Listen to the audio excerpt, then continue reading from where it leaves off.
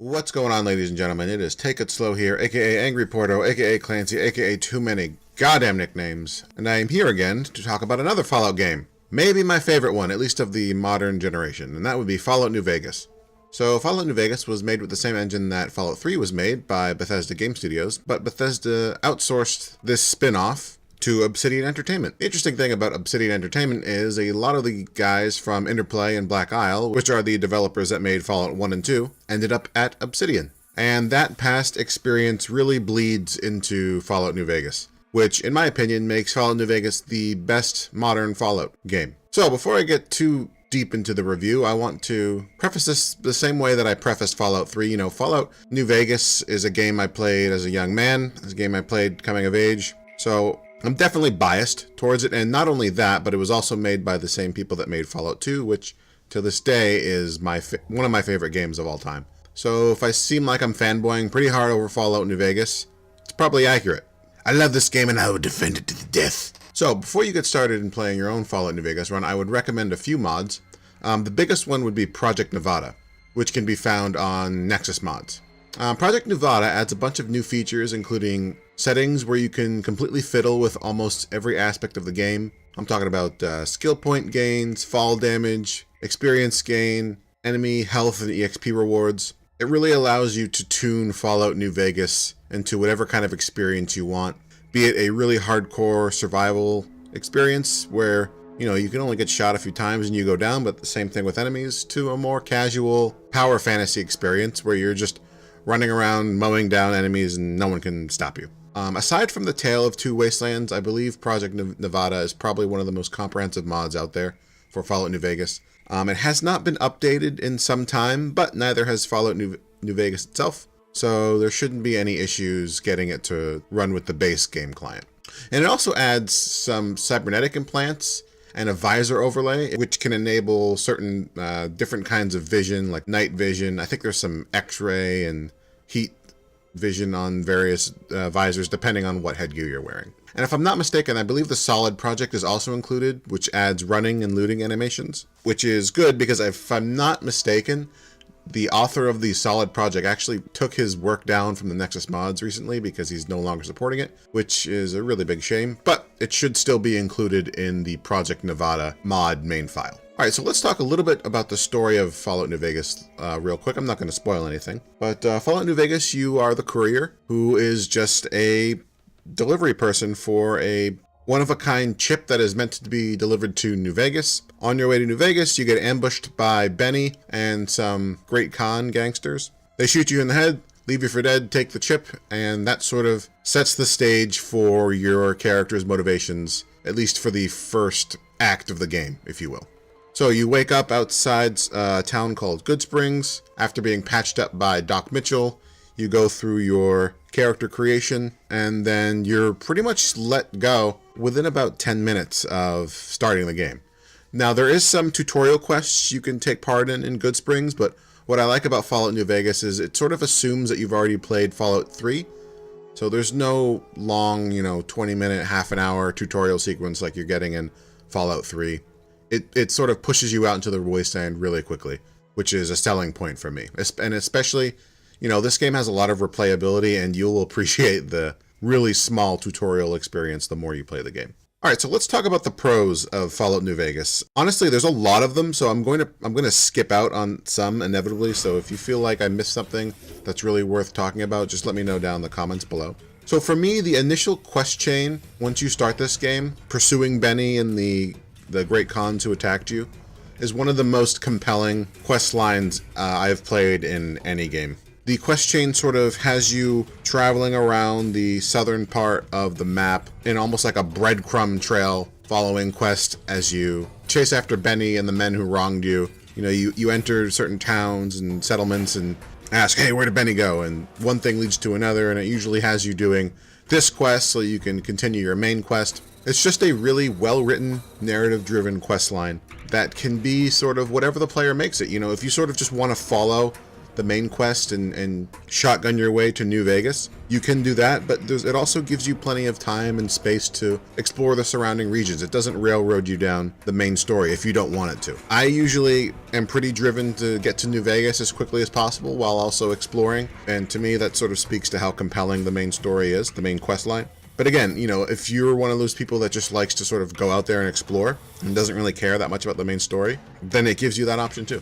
Although I would say the main story, unlike Fallout 3 in many ways, unlike, other Bethesda games like Skyrim, my boy Tiki Taco talks about how he just doesn't care about the main quest line in Skyrim.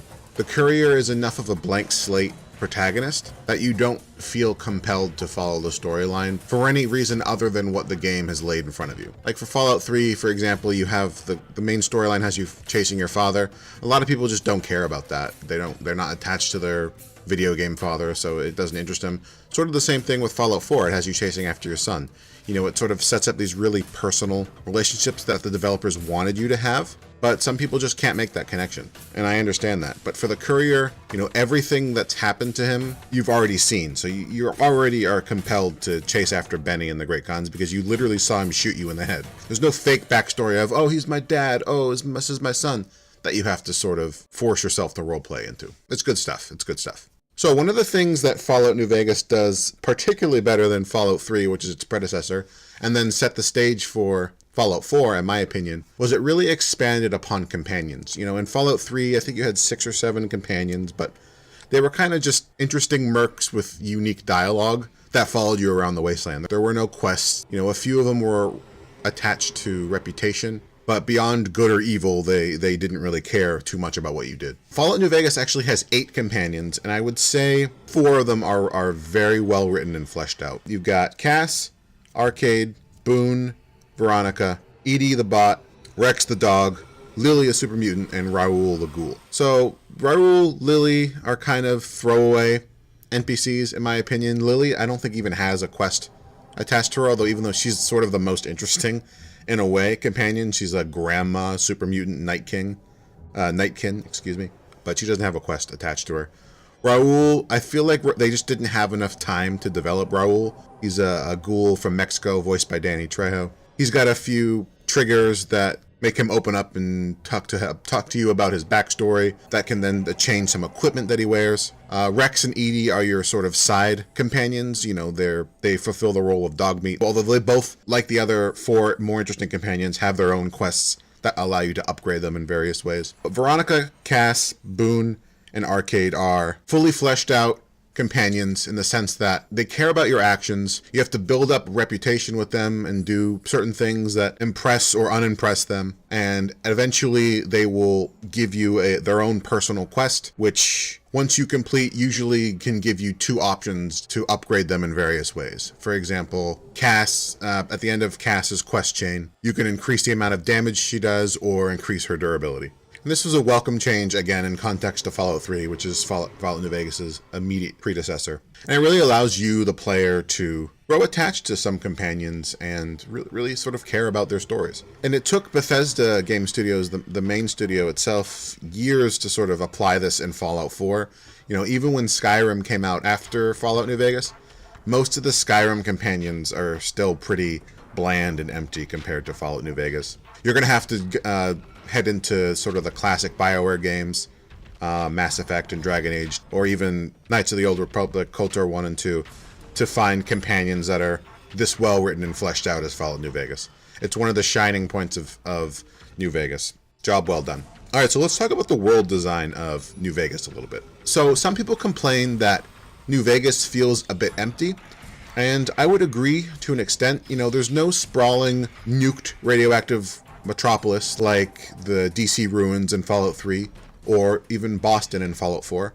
Instead, the world feels like a slightly more tamed but still dangerous post-apocalyptic Wild West. It's a matter of taste, I suppose, but I am personally a big fan. The verticality in New Vegas is pretty limited. It's mostly flat plains, desert, hills, some mountains, and then New Vegas itself. Every game studio does certain things better than others. I complain about Fallout 3 a lot, but one thing that Bethesda Game Studios has always done exceptionally well is their emergent narrative in their open world and their found narrative. You know, you'll enter a room and you'll see a bunch of skeletons, and the items in the room will be arranged in a certain way, and it just tells a story. Fallout New Vegas doesn't do that nearly as well. You know, Obsidian is just better at crafting actual dialogue and story than they are sort of at open world narrative design stuff. But again, it's sort of a matter of taste. If I was given the option, what do you like more? I like the Fallout New Vegas style more. I like better written characters and better written story as opposed to more interesting things to explore and stumble upon and be told the story sort of at a distance. New Vegas in general as well in the Strip, it's not quite as large and fleshed out and interesting as Boston, for example, or even the DC ruins. You know, you're in New Vegas and it feels pretty small and bland. And yeah, even Fallout 3's DC ruins, it just felt like a bombed out city. And New Vegas just lacks that, at least until we get toward Lonesome Road, which I'll talk about later. But again, every game developer does something better than other things, and Obsidian just wasn't very good in my opinion. Or I wouldn't even say not good, but just not as good as Bethesda in their world design. But for me, that's a forgivable offense, given how much better the actual story is. All right, so let's talk about factions and reputations. So New Vegas sort of gets rid of the general reputation system that Fallout 3 operated on. You know, Fallout 3 had your just general karma. New Vegas doesn't care about that quite as much. There is still like a general good or evil karma, but it's not nearly as important as faction reputation. So like I've said, New Vegas has a lot of factions, the two primary ones being the NCR and Legion, but there's also a bunch of other ones. You know, there's the Boomers, there's the Followers of Apocalypse, there's the Brotherhood of Steel. So each faction tracks your reputation with them, so you can be vilified with the Legion and idolized by the NCR. And those are really the more important factions that matter in Fallout New Vegas. And also, going off that, one of my biggest complaints about Fallout 3 is that the main story was sort of just a linear one-way path. You know, you had a good or evil character, but no matter what, you were part of the Brotherhood of Steel and you hate the Enclave. Fallout New Vegas does an excellent job of actually sort of having two major factions, Legion or NCR, pitted up against each other, and you as the courier, as the player character, get to ultimately choose which side you want to work for. And there's almost, it gets to a point where there's sort of a split, and there's almost two separate storylines that you end up following, which adds to the replayability, and it's just an impressive feat in and of itself. And that's not even counting, you know, you can work for Mr. House, or you can ultimately work for yourself too. You know, you end up almost having four factions at play, two in direct conflict with each other, Legion and NCR, and then either you working for Mr. House or you working for Yes Man, aka yourself, and can determine the fate of the Mojave that way. There's also multiple endings for this game, which again is another selling point over Fallout 3. I believe there are at least 4. I actually haven't experienced all of them, and I've probably played this game probably a dozen times at this point. I suffer from playing this game in a similar way almost every time I play it. You know, I've done mostly NCR or House or Independent or Yes Man playthroughs, but I've done a Legion playthrough before. But yeah, there are multiple endings for Fallout New Vegas. This isn't a railroad track leading to the same destination. And again, it's one of the best selling points about this game. So in general, the game is just extremely well written. It's a very solid RPG, you know. The courier's backstory is pretty open for the most part. You know, there's some DLCs that flesh it out a little bit more, but it really just allows you to get inside the skin of the courier and make him or her whoever you want them to be. And there's no forced backstory that Fallout 3 and Fallout 4 push on you. You're not some random teenage vault dweller. You're not some soldier from before the war who gets frozen and then wakes up 300 years later. You are just a package courier who gets swept up in things way out of their league. And although it turns out that you are more than up to the task. And again, that open slate for the courier really allows you, the player, to be whoever you want to in this well-written, mostly well-designed world. All right, so let's talk about some of the cons for Fallout New Vegas. So this critique is a little bit irrelevant because it's 9 years old at this point. But when the game came out at launch, it was a buggy mess. I remember having to trick my old computer into thinking it had an older version of my graphics card in order to play it. It crashed a lot then, and you know, even now, crashes are not common, but they're not rare. You will get some crash to desktops, you will get some freeze-ups, it's inevitable. So, another con with this game is, despite how well written and how interesting and how excellent some of the companions are, there are no real pro-Legion companions. There definitely, it does seem to be an NCR bias, and that's not to say that the Legion questline is not fleshed out. It's absolutely fleshed out, but you're going to have a hard time running around the wasteland doing pro-Legion stuff for at least the 4 most interesting NPCs. So more pro-Legion companions would have been a nice addition. So another con with this game is, so the game ends when it ends, so you have to make a hard save before you sort of go through the final battle. There's no going back to the Mojave once it's over. In fact, once you beat the game, it even gives you, it even says, do you want to load a save before the Battle of Hoover Dam? I don't know if that's oversight or if that was intentional. Either way, it's kind of annoying. I would have liked to go back into the wasteland, back into the Mojave, and see the result of my actions. You know, that's one thing that Fallout 3 actually did fairly well, especially with their Broken Steel DLC. They allowed you to play once the final decision was made, and you got to see the consequences of your actions, and that's always great for as the player to see, in my opinion. And that's that's something that Fallout 2 did as well. All right, so let's talk a little bit about the DLC, and we'll talk about them in order that they were released. All right, so let's talk about Dead Money. So Dead Money has the courier following a radio signal, because that's how it always works.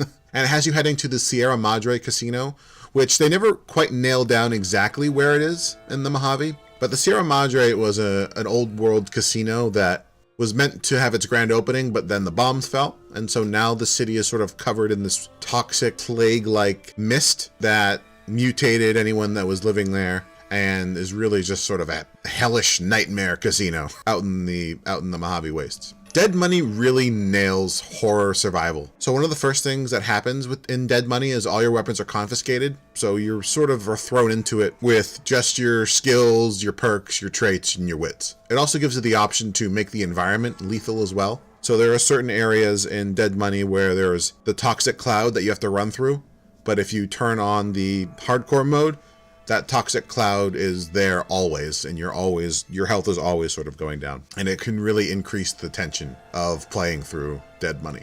I personally don't like this, but if you're a hardcore fanatic, then they have a hardcore option for you here, no doubt. So there's no real humor in Dead Money, not even the dark humor. It really goes back to almost Fallout 1's sort of really dark post-apocalyptic feel. You know, this is a toxic, horrifying casino city out in the middle of nowhere, and there's not a lot of laughing to be found. And all of this, the weapons being stripped, the potentially toxic environments, the, quite honestly, very challenging mobs you can run into, depending on how you're feeling at the time. The challenge is honestly quite refreshing, you know. I believe Dead Money doesn't recommend you go there until you're at least level 20. I think I went there in my level 30s or level 40s. And, you know, at that point in the Mojave, you're kind of already a walking machine of death. But Dead Money is genuinely challenging, especially if you're playing on the hardcore mode at a higher level. When I first played it back in the day, you know, probably in my early 20s, honestly, I hated it.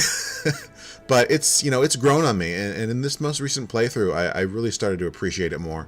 The writing is solid. The main villain, Elijah, is relatable in a sort of strange evil scientist kind of way. You understand his motivations for what he's doing, even if you don't agree with it. He's also referenced to in the Mojave and then in the Big Empty, another DLC, which we'll talk about in a minute. So he's not some random bad guy. He's also attached to Christine from Big Empty and Veronica back in the Mojave. It's good stuff. He's a good villain. The companions in Dead Money are also pretty solid. You have Dog/God, sort of a schizophrenic type super mutant. You have Christine, who is Veronica's lover from back in the Mojave. And you have Dean Domino, who's a ghoul singer from back in the pre-war days. All of them who are relevant to the main story of Dead Money. Yeah, there's no throwaway companions here. They all matter. You need all of them for the main story, and they all tie in ways that really push the plot forward and are essential to completing the main quest. So the enemies in Dead Money they're very bullet spongy, but they're also absolutely horrifying. I have a problem with bullet sponginess, but the challenge of fighting them, again, just only adds to the difficulty of Dead Money in general, which, for me, at least in this playthrough, was, again, a refreshing change of pace. Also, the audio for Dead Money is pretty excellent. You know, you can hear the enemies, I forget what they're called, but they wear these, like, really raggedy gas mask type clothes. You can sort of hear them around corners, and it just plays well, again, into that horror survival theme. And yeah, this is no DLC for the lighthearted. This is a change of pace from the sort of main thematic elements found in the Mojave. I wouldn't quite say it's horror, but it's definitely uneasy. It's no DLC for the lighthearted. The ending sequence for Dead Money, however, is a bit of a shit show. There is a maze at the very end, which doesn't really give you enough time, and it's trolly as fuck. You know, I have a sprint mod, and I barely made it. And there's a few doors at the end of this maze that you had already opened that are shut.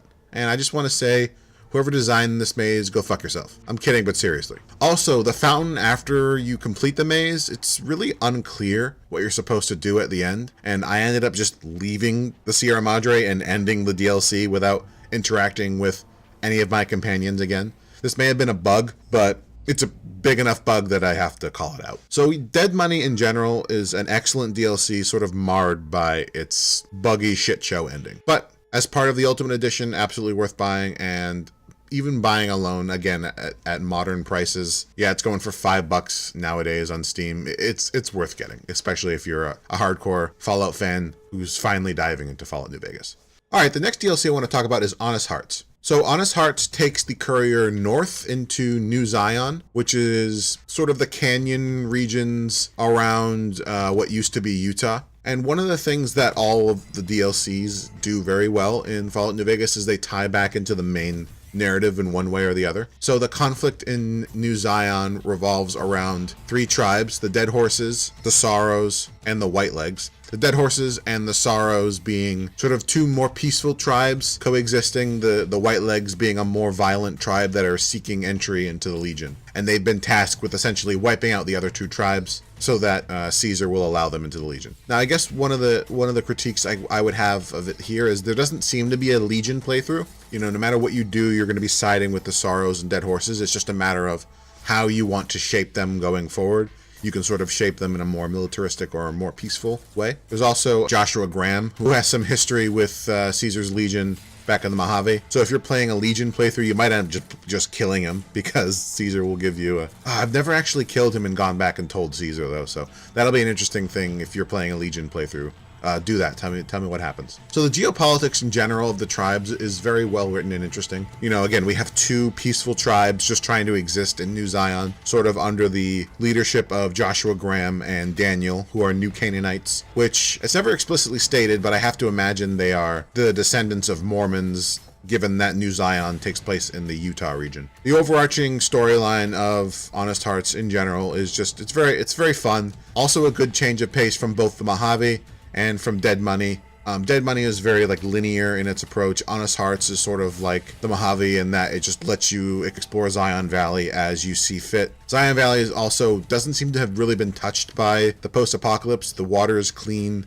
There's not a lot of radiation going on. I do want to call out some of the found narrative in Honest Hearts, which is something I originally said Obsidian actually doesn't do very well. The found narrative of the Desert Ranger in Honest Hearts, who is sort of tangentially related to the main storyline, is some of the most compelling found narrative I've ever read. I legit almost cried from some of the entries. I know, I'm a big baby, but it's good stuff. It tells a story of a ranger who was in Zion Valley when the bombs fell, and then I think it covers about 20 or 30 years of his life afterwards. And, you know, he was sort of there watching over the ancestors of the Sorrows and Dead Horses and Whitelegs as they tried to survive in this untouched valley surrounded by the radioactive world outside. And I believe it's the Sorrows who ultimately ended up revering him as almost like a god. So it's good stuff. So one of my only critiques for Honest Hearts is, and this is sort of personal to me, I guess, it crashed a lot. A frustrating amount of times. The only thing I noticed that seemed to set it off was the weather effects.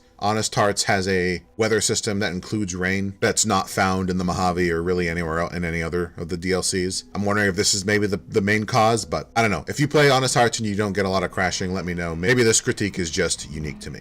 All right, let's talk about Old World Blues. So Old World Blues, again, has the courier following a radio transmission, because this is just how you find yourself into trouble. I'm surprised you didn't follow a radio transmission at the beginning of the game into Benny shooting him in the head. So it's actually unclear, much like Dead Money, where exactly Big Mountain is. but it has you being abducted sort of outside a movie theater, and then you wake up surrounded by not quite robo-brains. They're sort of a step up from robo-brains. They're like these hovering brains with metallic arms and screens. I don't know what. I guess for lack of a better term, we'll just call them floating robo-brains. But they're all scientists from pre-war that worked at Big Mountain. Big Mountain was a big research facility in the pre-war days. Also, all of these DLCs give you introduction slideshows that explain very well the backstory of the DLC that you're about to encounter. So forgive me if I don't do it justice. You can just watch the slideshow as you play them. So again, much like Honest Hearts and Dead Money, Old World Blues is a thematic change, probably one of the biggest ones, maybe aside from Dead Money. You know, where Dead Money went really horror survival, Old World Blues went really goofy, wild wasteland humor. The entire DLC is almost a goofy conversation between robo-brains, software programs, where Dead Money was no DLC for the lighthearted, Old World Blues is no DLC for the serious-minded. Some people really like the humor. I personally find it a little too heavy-handed, especially the post-credit scene. You know, I don't really care about what light switches did. Half, if not most, of the post-DLC slideshow is just talking about what various computer programs did, and it's like, man, I don't care. It feels very much like Mothership Zeta in a way, although even more so, it feels like a Easter egg that they just got too carried away with. However, Old World Blues does have a really good emphasis on exploration. Big Mountain, you know, was a big research facility in a mountain that then exploded, so it's now a bunch of research facilities scattered about a big crater. Much like Honest Hearts, there's a lot of emphasis on exploration. And much like the other DLCs, although different in a way, it doesn't quite tie into the Mojave as much, but it does tie into the other DLCs fairly well. Ulysses was here. He's another courier that you end up running into in the Lonesome Road, as well as Christine and Elijah from Dead Money. So it does a good job of connecting you to previous DLCs. And you gotta remember, at the time these were released, there were months between all these DLCs, so you end up sort of, you know, growing distant between them. So Old World Blues does a good job of just connecting the DLCs to each other. So similar to Dead Money, when I first played Old World Blues, I didn't enjoy it that much. I didn't enjoy the humor. I didn't enjoy the Easter egg nature of it, the wild wasteland, ham-fisted humor. But upon playing it again, it's not as painful as the first time I played it. It's interesting enough. It's fun enough. I will say, though, the quest to upgrade the sink became a drag, and it was really more of an excuse to have you go and explore every location in Old World Blues. It didn't feel very natural. A lot of it just felt like busy work. It did, however, sort of show the origins of Night Stalkers and Cazadors. Night Stalkers being the weird rattlesnake coyote hybrids, the Cazadors being a large mutated poisonous wasp type thing. Both of them came from Big Mountain. You know, it was sort of an interesting tie-in back to the Mojave. The writing in general is good enough. It can be funny at times. It's very witty, but again, it's just hard to take seriously in context with the rest of the game. It's just too wacky and fourth wall breaking. To me, you know, the best writing is writing that engrosses you and almost makes you forget about it. The writing in Old World Blues felt very much like writers trying to be funny, and it lost me. On the plus side, there's a lot of good buffs and perks that Old World Blues gives the courier, and it also introduces an auto dock which allows you to change your appearance, hairstyle, etc. They're good practical additions to the game. So as a whole, when it first came out, I don't know if I would honestly recommend Old World Blues to buy, but nowadays it's part of the Ultimate Edition, or it goes for $5. It's a good addition to pick up if for nothing else other than the practical additions, such as changing your appearance. There's some very useful perks and gear that can be found here as well. But for me, it's kind of my least favorite DLC now, even less so than Dead Money, which I never thought I would say, but which is also shocking given that I believe when Old World Blues came out, it won several awards, which I never understood, but goofy wild wasteland humor is very subjective, and I guess for most people, they liked it, but not for me.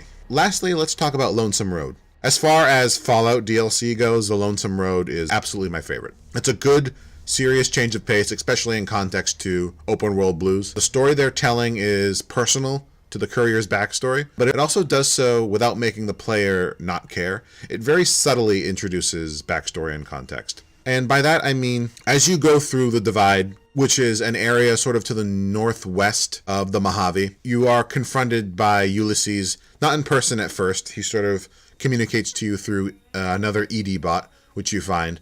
And he tells you about how the Divide used to be a place called Hopeville in Ashton, which you once delivered a package there, unknowingly that detonated a bunch of warheads that were underground and have left the Divide a radioactive split ruin of a city. So much like my initial complaint with Fallout New Vegas, where it doesn't really let you go back and see the consequences of your actions, Lonesome Road is very much you, the courier, walking a road you used to walk many times, seeing the literal consequences of one of your actions. Although, to be fair, obviously it wasn't you, the player. You weren't playing the courier at the time this happened, so I can see a little bit of a disconnect. But I think the writing is done well enough that, by this point in the game, you're already pretty much max level. I think I was in my mid to late 40s by the time I walked a Lonesome Road. You feel invested and connected enough to your character that Lonesome Road being about sort of actions that you took before you were even part of the courier feel personal enough. So like I said, Ulysses sort of confronts you first through ED the bot, and then he also leaves some holotapes scattered around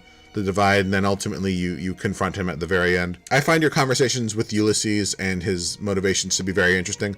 However, at times they can be a bit too expository. I would have liked them to cut some things down. But again, we were sort of talking about events that the courier shaped and caused to happen before you, the player, even took over. So I can understand the extra exposition to an extent, but people who make the critique that it's too long-winded, I totally understand.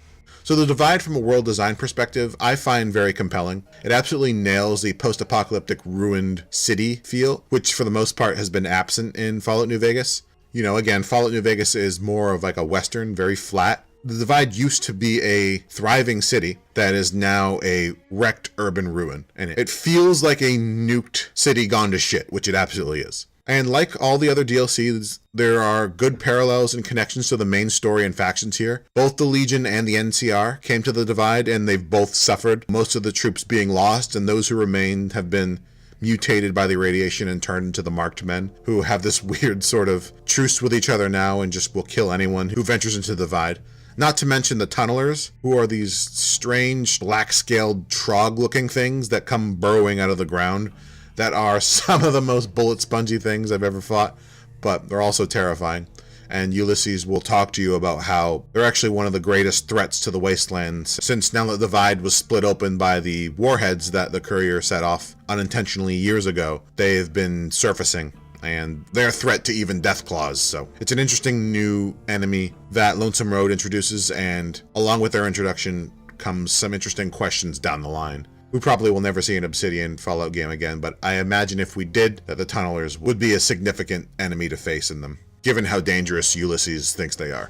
So the story and explanation for Lonesome Road is fairly linear. Honest Hearts and Old World Blues, and then Fallout New Vegas in general back in the main map section, is very open. Lonesome Road has you following a straight line to the very end. There's only one way to go, and that is forward. That said, it doesn't feel like a railroad, kind of like how Dead Money feels. The areas feel open enough to explore, while at the same time it's obvious which way to go. And again, it's a good change of pace from the open world DLCs of Old World Blues and Honest Hearts, and I appreciate it. Some of the best and coolest gear is also in Lonesome Road, specifically the advanced and elite riot gear. They're the super cool medium-sized dusters with Ranger gas mask, kind of like what the box art was showing. If you played Fallout New Vegas originally wanting that armor, it was only an NCR Ranger armor, so if you were playing a Legion playthrough but you wanted to have that cool-ass duster, you're kind of shit out of luck, because if you wore that duster, you would be part of the NCR faction. But the riot gear that Lonesome Road introduces is factionless, and unless you're playing a melee heavy build, if you're going any sort of guns or explosive builds, the elite riot gear and advanced riot gear, again, is some of the coolest looking armor with some of the best stats. There was one time I played this game where I did Lonesome Road as soon as I could, just so I could run around the Mojave with some of this cool ass shit on. So I don't actually have too much negative to say about Lonesome Road. It's one of my favorite DLCs. It's really hard for me to pick it apart negatively. The final confrontation with Ulysses, you can talk your way out of it, which some people don't like. It doesn't bother me at all. And I feel like even when you're able to talk your way out of it, it's organic and makes sense. And, it rewards a player for investing in their speech skill. My biggest complaint, I guess, is the ED slideshow ending, although this is the same for Fallout New Vegas's ending. Unless you have subtitles, general subtitles turned on, you're going to have no idea what he's saying, because he's just speaking robot beep bop boop boop boop. That's really my only real critique of Lonesome Road. It's an absolutely must-have DLC for Fallout New Vegas. It's my favorite. It's my favorite. So in summary, I brought this up at the very beginning, but I'll just restate it now. Fallout New Vegas is, in my opinion, the best modern Fallout game. By modern, I mean the first third-person 3D perspective that Bethesda introduced with Fallout 3. It's got the best writing of the series, at least since Fallout 1 and 2, along with the 3D world. It's got some of the old, Interplay, Black Isle devs returning, and along with them returns the NCR, a lot of factions from the original 2 games that are some of the most thought out, interesting factions. With the NCR, they then created Caesar's Legion, which is sort of the perfect foil. You have an old world corrupt republic fighting an old world military dictatorship, and I really like the ethical dilemmas that the clash of those 2 factions bring. The graphics of the game hold up well enough. With the right high texture mods, the game today can still look good. The combat and gunplay, just like Fallout 3, is a little janky. So, I mean, this isn't your Call of Duty. This isn't your high octane, really slick shooter. It's clunky. It's clunky, no doubt. But it's got VATS, which sort of masks the otherwise bad gunplay.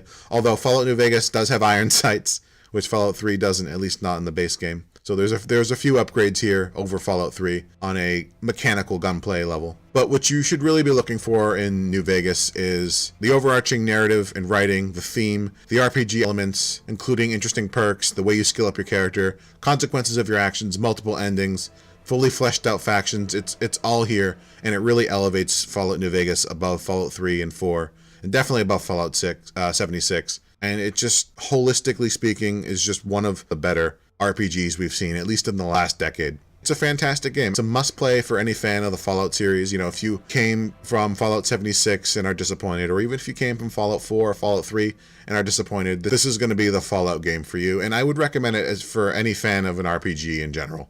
It's a must-play game. So right now, the base game goes for $9.99 on Steam. The Ultimate Edition, $19.99. The Ultimate Edition including all the DLCs, including the Gunrunner's Arsenal and the Courier Stash. You're going to get at least 50 hours out of this doing a completionist run, and it's hard to argue 50 hours for $10 to $20, especially given the high quality of the content. And like I said, I'm a Fallout fanboy in general and a Fallout New Vegas fanboy in general, but I think you can objectively look at Fallout New Vegas and say it is a must-play game. Do it! Go buy it! Go play it! Alright, so I think that wraps everything up, ladies and gentlemen. The length of this review sort of should speak to how much I think this game is worth playing. It is fantastic. So that'll be it for me for now. Ladies and gentlemen, this has been Take It Slow, Angry Porto Clancy, too many goddamn nicknames, signing off. Catch you guys next time.